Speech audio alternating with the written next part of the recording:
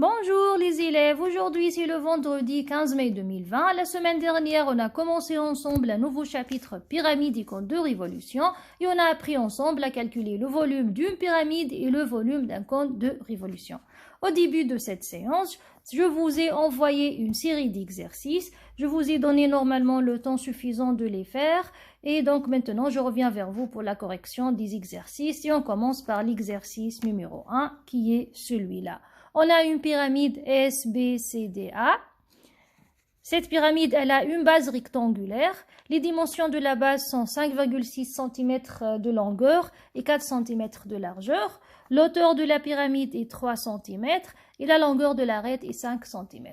La question numéro 1 était combien cette pyramide possède-t-elle de faces et d'arêtes? Donc la base est comptée comme face. Donc la base, c'est la face numéro 1 et on a 4 faces latérales, 1, 2, 3 et une quatrième derrière. Donc on a 5 faces avec une base et 4 faces latérales, ça donne 5 faces. Combien possède-t-elle d'arêtes?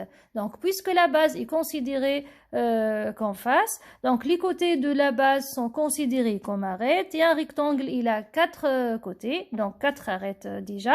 Donc on va compter ensemble 1, 2, 3, 4, 5, 6, 7 et 8. Donc cette pyramide, elle a 8 arêtes. Donc on a combien? 5 faces et 8 arêtes. Question petit 2. Quelle est la nature des faces SAB, SDC? Donc c'est facile là. Donc la base SAB et la face SAB et la face SDC sont des faces latérales. Donc ce sont des triangles isocèles en S. Question 3. Calculer le volume de la pyramide. On rappelle donc le volume d'une pyramide est égal à 1 tiers l'aire de la base fois la hauteur. 1 tiers l'aire de la base fois la hauteur. Et la base de cette pyramide, c'est un rectangle de longueur 5,6 cm et de largeur 4 cm. Donc l'aire de la base, c'est longueur fois largeur, donc 5,6 fois 4, fois la hauteur qui est 3 cm, le tout divisé par 3. Donc je pose ici, je vais écrire V égale à l'aire de la base fois la hauteur et le tout sur 3.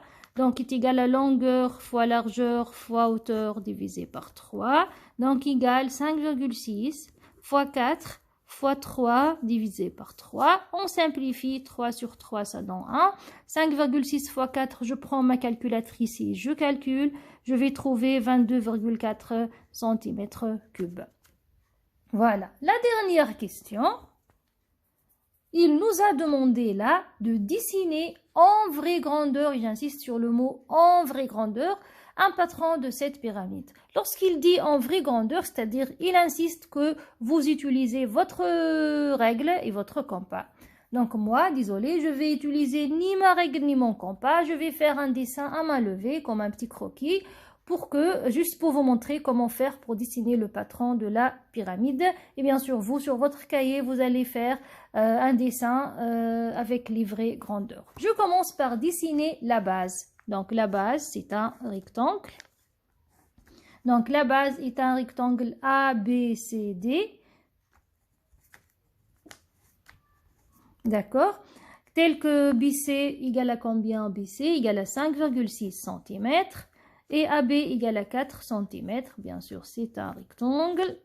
Voilà, 5,6 cm et 4 cm. L'hauteur de la pyramide est 3 cm. Donc, je prends le milieu de tous les côtés de la base. Milieu, comme ça. Et je commence à mesurer. Celle-là, c'est la hauteur. Hauteur. Hauteur. Et hauteur. La longueur de l'hauteur, bien sûr, est 3 cm. 3 cm.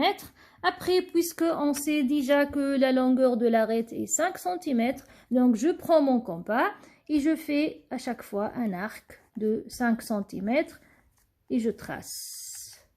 5 cm, 5 cm, même chose. Avec votre compas, bien sûr. 5 cm, 5 cm.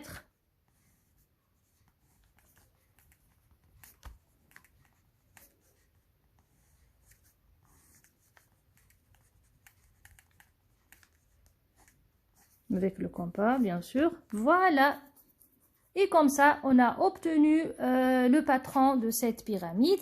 Bien sûr, les sommets des faces latérales. Lorsqu'on ferme cette pyramide, on va la couper avec les ciseaux et la fermer.